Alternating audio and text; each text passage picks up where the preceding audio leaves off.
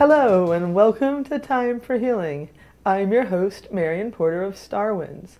I'm a healing practitioner and my healing modalities include Reiki, tuning fork therapy, sound healing, Access Consciousness bars, and Access Consciousness body processes. Time for Healing features Connecticut's leading healers in a unique educational show. The inspiration for this show came from the realization that most of the people outside of the healing community are not aware of the holistic healing options available to them. Each episode will focus on a different healing modality. In the first half of the show, I will ask my guests questions about their modality. In the second half, I will experience their particular healing live on camera. The goal of Time for Healing is to provide the viewer with a working knowledge of a wide variety of healing modalities. My guest today is Natalie Griffin, who will be telling us all about shamanism. Oh, Natalie Griffin, you're here. You're here. I'm so excited. Oh, me too. Me too. Right. This is great. So right off the beginning here, you call yourself the Naughty Shaman. I do. So before we even get into what shamanism is, tell me, love, why Naughty Shaman? I know, I always got to talk about the naughty first. Well, I'll tell you, there are two reasons for this, but the main reason that I decided to go with Naughty Shaman is because for most of my life, I was pretty committed to being the good girl. Getting it right, getting the good grades, dressing in a way that would make people love me and accept me. And so I thought if I just do everything right and correct, then I'll get everything that I want. And when I started this high velocity healing journey through yoga and shamanism, I realized like there was this part of Natalie that was a little bit wild, wanted to wear bright colors and swear and say stuff and be sexy. And I was kind of shoving her in a closet. And just through my healing journey, I kind of brought her out of the closet and sat beside this naughty girl, and I fell in love with her. And I discovered, like, in my harsh judgment of her, I had ignored some of her best gifts, which are passion and power and connection to people. So that's why I thought, you know, I like a good bourbon, I love spirituality, I feel like they can all fit together, and so that's why it's Naughty Shaman. That's like the most beautiful thing I've ever heard. We can stop the show now. And go get a bourbon down at Plan B. Yes. After the healing, let's do that. Oh, that's incredible. I like that. You know, most people think that healers are just like this, your typical new age that doesn't even really exist, you know? No, I know. And, you know, Marion, that's what frustrated me so much, because as I was struggling with some of my depression and some of my baggage, I would look to these healers, and there was a whole bunch of them that were like, oh, you got to be vegan, you got to be this, you got to do these chants. And there were a lot of dogma attached to the journey. And I thought, I want something that provides more freedom than all the dogma that already exists out there. And I didn't want to have to wait until I was perfect to be of service. Because we're never going to be perfect. No. We're just going to be who we are. No, we evolve. And it's a constant journey of uncovering more and more of who we are. You know, and I love that, because I think people resonate more with someone who's real. Yes. You know, like, okay, so you get where I've been. You might have even had the stuff that I'm here to see you for. So I know that you can deal with it. Yeah. Oh, see, that authenticity. I love that. I'm glad. I don't know another way to be. Yeah. That's beautiful. That's beautiful. Okay, so shamanism. What is that? What the heck is that? Yeah. What is a shaman first? What is a shaman? Well, I kind of break this down into two different chunks. There's traditional shamanism, and traditionally, shamans were folks that were born into a lineage of shaman, or a bloodline of shaman. The lineage that I'm initiated through are the Caro of Peru, the high mountains of Peru. Peru? Yeah, I just got back from there. Oh, cool. And so there's this traditional, and the only way really to become a shaman was to be born into it or be hit by lightning. And that's kind of the way it used to go. hit by lightning? Oh, and live. Yeah, that's an important part of it. So yeah, that meant you were automatically like ordained by spirit to be a shaman. Yeah, who was one Yeah, it's kind of weird, right? Even people who don't know that they're shamans, if they've been hit by lightning, they're in the club? That's the traditional legend around it. Yeah, you've been hit by lightning? No, no, no. Oh, well, you can still join. I've been shocked several times with electricity, but I've never been hit by lightning. It's kind of a modern day version of the lightning strike, you know? Oh, lightning. Wow. Yeah, it's one of the legends around how did people become a shaman traditionally. So this is someone who wants to be a shaman. What do they go out on the beach in a lightning storm? Go golfing? No, it just happens organically. No one ever like wakes up and like, I want to be a shaman. Like it's not like that. Even nobody wakes up and says they want to be hit by lightning. Not that I've met. It's possible. Okay, so that's not the way anymore. Oh, no, good. No. Now there's this Good. whole awakening around modern shamanism, which are people that feel this deep connection to the earth. And the work of a shaman is really to walk between the worlds, the world of spirit and the world of matter, and to bring back wisdom and gifts and power from the world of spirit for the person to use here in their physical life. So it's really about holding the physical world of raising kids and paying bills and holding the spiritual reality where there's a lot of power and mysticism and bringing those two things to balance. Shamans are bridges. Bridges? Mm-hmm. Yeah. That's fascinating. So there's all kinds of shamans though, right? Because when I think of shamans, I think of like Native Americans. Yes. So do all cultures have shamans? Every single culture has them, and they've all got a different flavor. Like I like to tell my students that there's a body of wisdom that kind of hit the mountaintops and rolled down different sides of the mountain. So in North America, a lot of the medicine teachings around North American shamanism are through the sweat lodge or through the pipe ceremonies and through dream work. Down in Latin America, there's a lot of work with mountain energy, with stones, with clearing, entities and energies out of people's luminous fields. And then you can find like things in Ireland with the Druids that work a lot with sound and with circles. And there are different ways of accessing spirit world. That's really all it is. Different ways to access. There are a lot of people that ask me if I do a lot of drugs like ayahuasca because I'm a shaman. And I'm like, it's part of that tradition, but it's not necessary. So there's a whole other set of shamans that use medicinal plants. But it's not necessary. Oh, so you said something I'm not familiar with this. A luminous field. What is that? So in every tradition, there's this explanation of a luminous field. It's essentially explained in different ways, but fundamentally, it's the 7 chakras that are attached to the body, and then there's an electromagnetic pulse to the luminous field that is similar to the Earth. So we have a North Pole and a South Pole, and our luminous field kind of vibrates with the electromagnetism that's created in our brain waves. Everybody has this? Everybody's got it. You don't have to believe in it. It's like an architecture. It's like your bones, but you just can't see them, but you can feel it. You ever walked into a room and been like, ugh? Yeah. That's your luminous energy field picking up data. Really? Yeah. I never knew. Amazing. Amazing world of shamanism.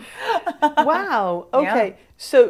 So between the worlds, walking between like right now, you're between the worlds right now, or like all the time, or? Yes, you can be. What I like to teach my students is to have an on-off switch because it's like a muscle. It's important for me. One of the ethical things that I teach is if you're going to go visit spirit world, visit it with a clear intention and to be of service and pick up the data that's necessary. There are a lot of people right now, there's kind of this flowering of consciousness happening on the planet. And so a lot of people are waking up to these natural gifts and they find themselves having deep intuition or prophetic dreams or talking to dead people. They're walking between the worlds and they don't know how or why. And they need to learn and be trained in how to be of service with that and how to not always be on duty. Have office hours. That's what I tell people. Office hours. That's awesome. That's awesome. Office hours. Otherwise, you're constantly berated by too much data. Oh. Yeah. So how do you get to the spirit world? Is that where you go? Yeah, absolutely. There are a ton of different ways. One of the ways that we teach people is to journey through a doorway into the garden. So we have this metaphorical place called the garden where it's like a lobby. So from the garden, you can go to a lot of different realms and places to find data, to find power, to find things that are lost on behalf of your client or for yourself. Okay, so it's like a guided imagery thing? It's a lot like guided imagery. So traditionally, Shamans have used plant medicine to travel between the worlds. That's why ayahuasca, San Pedro, peyote, all those things have been around and associated with shamanism. It's just a way to travel. Sufis will spin around like a whirling dervish. I've seen that. That's what they're doing. They're just making themselves transporting dizzy themselves. with it all? Yeah, they're transporting themselves to the spirit world. So, but you don't have to. You could just You can go there right now. Ecstatic dancing, yeah. So, so you're gonna just go right into the. Yeah, you can go there right now with practice. When we're training people, we use a rattle. So the rattle and the sound waves of a rattle or a drum are the easiest, legal, quickest ways that are easy to transport to travel into the spirit world. So this on the table, this is some of the things that you... Yeah. So what is it that you have here? Okay, so right here, this beautiful bundle here is what we call a mesa, which in Spanish means table. Table. It's the table that we sit with the Creator and create life. Create our lives the way we want, create the client's life the way that they want. So it's the table in which we speak to spirit. And this little bottle of liquid, what's that?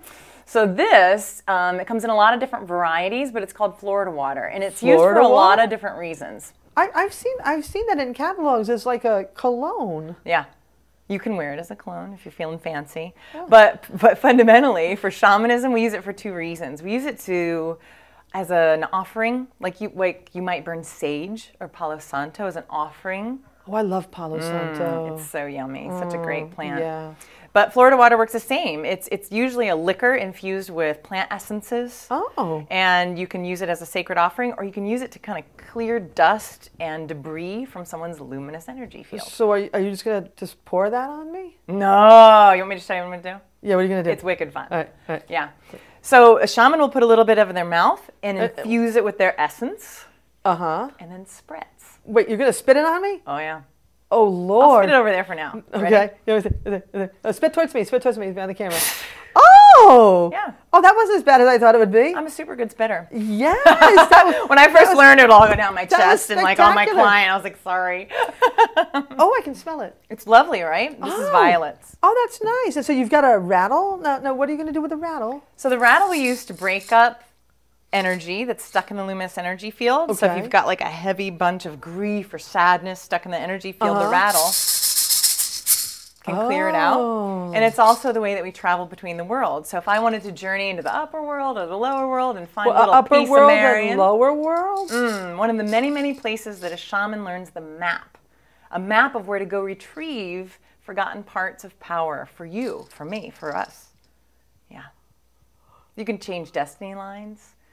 You can rewire the lessons from past lives.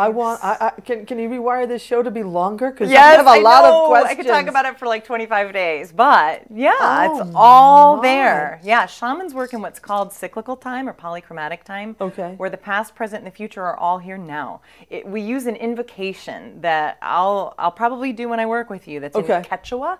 It's the old language of the mountain shaman. Oh, cool. And it's a prayer that brings the heavy hitters, the mountain spirits, the sun, the earth, all of the puma, chocachinchay, the rainbow jaguar, brings everybody together so that the shaman can bring the client outside of linear time and fix and clear energy blockages from the past, present, and future. Oh, my God. Right? That's amazing. It doesn't look like a lot on TV, but a lot of cool stuff's going on. Wow. So, so you're going to go through different places and points in time to find things of me that are, I've got parts of me out in the world someplace I don't know? Yeah, I like to think of it like a switchboard. Okay. So there are parts of us that due to trauma will just power down. And then as we're looking through that wild, for instance, in my case, that wild, passionate part of me, I'd be looking through the Rolodex when I'm on a date, like, where's that passionate part of me? And I couldn't find the file because that part of me was powered down. As I healed the shame around that, then there was room for this passion to come back online and the switchboard lit up again. So then I had access. Wow. Yeah. So if you can do that, can other people go out and find all this stuff? And yeah, we teach people how to find that, and we teach people the maps of where to find these lost bits of power so that they can retrieve that for themselves or even on behalf of others. I never knew. Yeah, that's what I do in Dharma school with Naughty Shaman. Okay, so I think it's time to do a healing. Awesome. So here we are, ready for this fabulous shamanic healing I'm about to get. Yes. So I've been holding that rock, and that's wonderful. I'll set it back. So what are we going to do? What happens now? Well, let's start at the beginning. We're going to talk for a couple of minutes. All right. Just enough to get active in the luminous field, what needs to be released. Ah. And then I'm going to do some energy stuff, and then we'll do a close. Cheers. So I'm going to hand you a stone, and every now and then I'm going to have you blow into this stone just to anchor the energy that you want to work with. So hang on to that stone while we chat. Okay. And I guess what I'm curious about, is there anything, Marion, that you want to work with today? Well, you know what? I do love my food. I hear you. I love food. I love eating, but of late, you know, it's becoming an issue. The doctors want to say I'm pre-diabetic. They want to say I have high cholesterol. They want to say my blood pressure's high, and God only knows what else. They take blood all the time. Yeah. And, you know, what do you do when you're Sicilian and you like to eat? Yeah. And they tell you that the foods that you eat are killing you. So I think I want to work on that. Got There's it. got to be. I can't eat hay all the time. I can't eat hay. It's a carb. They say I I can't don't know have if that. that'd be good for you anyway. No. Yeah, So right. there's got to be a middle ground. There's got to be something I can work Right. with here. Right. So it sounds like we're going to be working with your relationship to food. If you think about your relationship to food, what would you like your relationship to food to be? Like if food were sitting right there, how would you like your relationship to be with food? Oh, very, very intimate, because I love it and I want to eat it. Yeah. You know, I want to eat, like, I want to eat pizza. I want to eat, like, fried foods. I want to eat ice cream. I want to eat without being scared to death of what the blood draw is going to reveal. So here's my question. When you're eating that stuff, what feelings is it creating that you want? While I'm eating it, I'm loving it. Yeah, what are the feelings that you're feeling in your body? Like if you can recall your last great meal, go back to that time. Oh, God, yeah. I had You got it? pepperodelle over the weekend. Yeah. Oh, it was so good. And what emotions were happening for you while you were eating? Every single pleasurable emotion you can imagine. It was these big wide pasta noodles in the most wonderful cream sauce with just gently busted up peppercorns with diced ham and peas. Oh, God. So I hear pleasure. Yes. I hear a little bit of ecstasy. Oh, yeah, there was ecstasy. Yeah. And any other emotions in there? Pleasure, ecstasy. Happiness, How else does eating those foods make joy. you feel? It makes me feel really good. Good. Yeah. Joy. Yeah. All right, good. Now I want you to pause there and close your eyes. And I want you to feel in your body where that happiness, joy, pleasure, ecstasy lives. It's bouncing everywhere. Yeah. And how would you describe it? Let's just say politely, really, really, really good. Got it. I'd like you to take a deep breath and blow that into the stone one time. What is that doing, by the way? It's just anchoring that energy. It's going to be a doorway in a minute. Okay. So I hear your soul yearning for this ecstasy, this passion, this happiness, this joy that right now these fried foods are giving you. Yes. Yeah. Now you said something really powerful earlier, and I want to repeat it back to you. You said, the food I eat is killing me. That's what the doctors tell me. And I want you to say that phrase again and be aware of what you're feeling in your body when you say it. The food I eat is killing me. The food I eat is killing me. Oh my God, I'm being choked. Yeah. I'm literally being choked. Got it. Okay, I want you to close Oh, your that eyes. hurts. I don't like that. You're safe, and I just want you to let that feeling come online as much as you can. Yeah. Take a couple deep breaths and let it come online all the way. Oh, yeah. I don't like that at all. No, it's not comfortable, but you're safe. Oh, yeah. All right, so how would you describe that feeling around your neck? Like I'm being choked, like hands are around my neck choking me. Got it. Okay, I want you to blow that into the stone.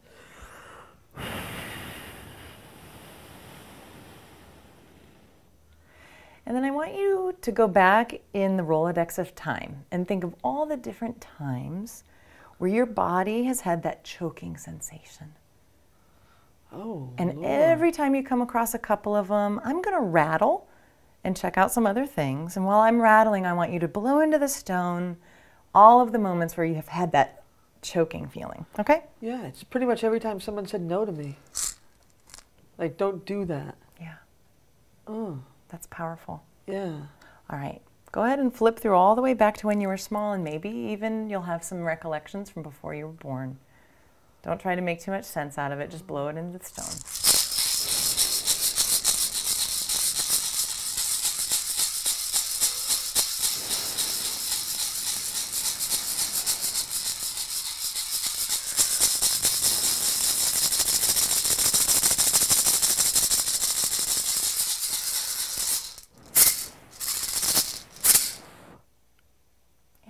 Is anything new happening in your body, or is there anything you'd like to share? It feels like my body's redistributing itself. Okay, good. Good. Like, some things are starting to move. Yeah. That's kind of how it feels, like a bubble pop game, and you've popped a whole bunch of bubbles, and they're all redistributing. Yeah. So there is a connection between food and freedom for you. And what I'd like to do is clear up this energy that's around your throat so that we can open up other pathways of freedom and pleasure and ecstasy for you that extend beyond food.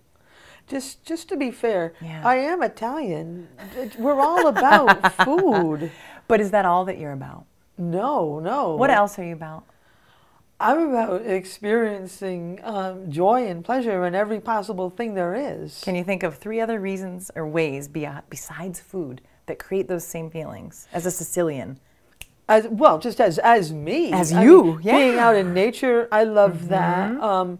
Doing my healing. Yeah. I mean, I'm having a blast right now. Right. Dude, I got my own TV show. What's more cooler than that? It's awesome. I mean, I find pleasure in anything, even making copies on a copy machine. Yeah. So, I mean, I don't Yeah. really just need the food, but food is in your tasty. soul's history, so what I'm tracking just a little in your luminous field, there's a direct connection to my freedom. The only way I can get it is through food, because there was a time in the memory of your soul where things just got clogged up around your freedom.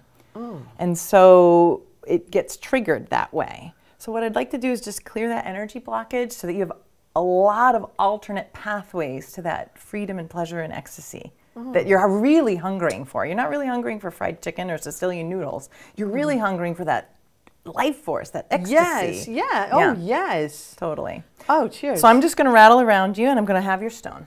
There you go. All right. Thank you, love. All right. So I have my eyes open or closed? It doesn't matter. I want you to just be comfortable. I think I'll close them. I'm going to say some stuff in Quechua and bring in the big guns. Okay, love? Boy.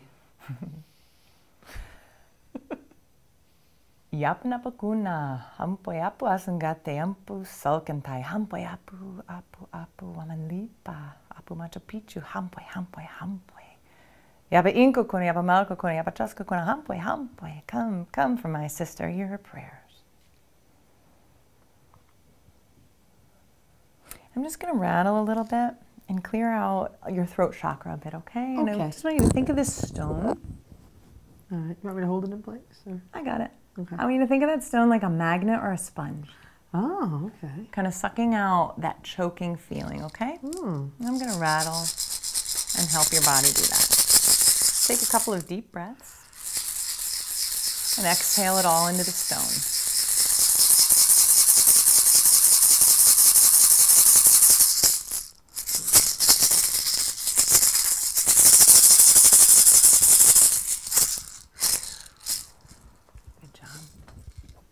I'm just going to drag the stone around in all the places that energy's caught.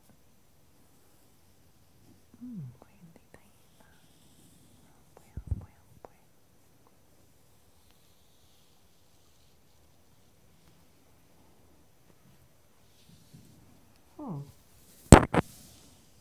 And what's happening for you? It's almost like things are being drawn out of my body. Good. I'm literally feeling like lighter everywhere you dragged that rock. Great.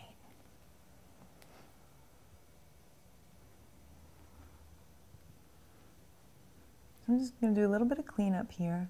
Uh-huh.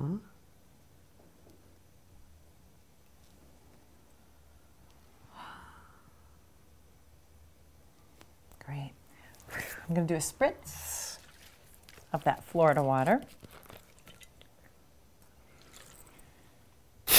Oh, one more.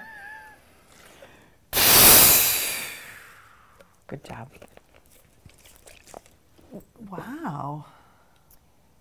And there's a gift coming online for you, and I'm just going to check it out and let it come online a little bit more clearly and bring it back for you.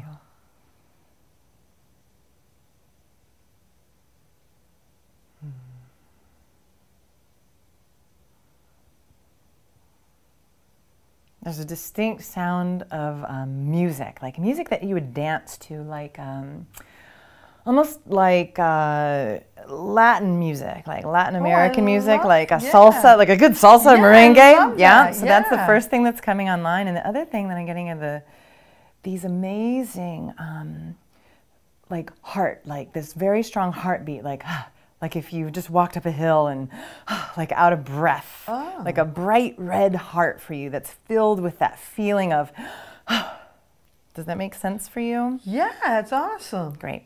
So I'm going to go ahead and blow these energies right into the throat chakra where we worked. Okay, love? All right. All right.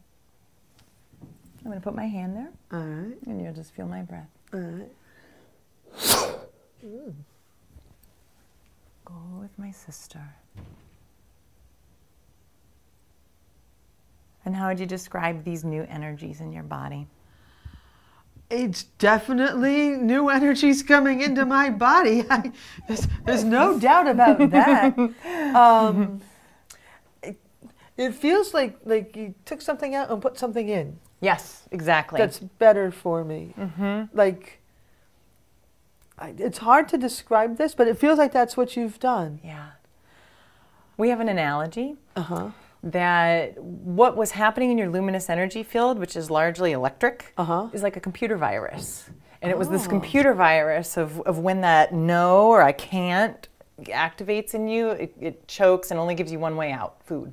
Yeah. So that's what we would call the imprint or computer virus. And so all of this energy had to get cleared out. Once that space was available, like Marian version 3.0 could come in. Wow. Yeah. So that's the analogy that we use. That's amazing. Okay, so just to recap. Yeah. So you started by having me blow things into the stone. Yes. Now that was doing what? What that does is it anchors those energies, these choking energies, your destiny lines. It anchors it into this piece of a mountain. Okay. So that the mountains will come and work with you on your behalf. Yeah, so this is one of the ways that we bring in the healing energy of the mountains. Okay, and then you dragged the stone over my body. That was doing what? The stone acts as a magnet, and it takes out anything that's in your luminous field that's not for your highest good. That's what you took out? Yes. And so when you spit on me, whatever, spritz, what's the term you used? That was putting the good stuff in. The spritz was actually to clear the debris of this echo. Well, the rattle did that too, right? The rattle and the spritzing clear all that out. Okay. All right. So now I'm feeling incredible. Yeah? I'm feeling like I was thinking all day about dinner, and now I'm just. It's not my focus right now. I'm just really, well, my focus, of course, is wrapping up the show. I know, we'll have to go to dinner together. Oh, my God. I love you. I love you, Natalie. Thank you so much for being on my show. Thank you, Marian. Okay. Thank you for watching Time for Healing. Oh, my God. We had a great time learning all about shamanism. Please join us next time when we welcome Rebecca Lo Cicero, who will tell us all about what a psychic medium does. All right, see you next time.